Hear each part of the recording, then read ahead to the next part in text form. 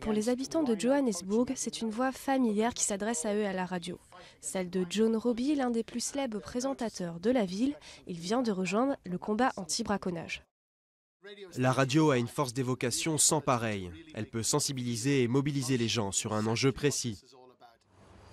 Voilà comme un simple sujet de talk-show s'est transformé en cause nationale.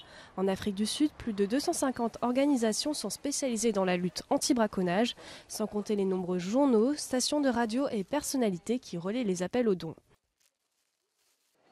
Can Morby et Neil Poe sont membres du groupe de pop-rock The Parlotones, l'un des plus en vue actuellement dans le pays. Ils interpellent régulièrement leurs fans à ce sujet. Lorsque vous avez trouvé votre public, vous avez le pouvoir de faire changer les choses. Si la mobilisation gagne de l'ampleur, le braconnage est lui aussi en recrudescence en Afrique du Sud. En 2011, 448 rhinocéros ont été abattus. Avec près de 200 animaux tués depuis janvier, ce chiffre pourrait encore augmenter cette année. Les chasseurs recherchent d'abord les cornes, très prisées en Asie, où on leur attribue des vertus thérapeutiques. Néanmoins, pour certains, cette campagne pourrait avoir des effets pervers et profiter à une industrie déjà très lucrative.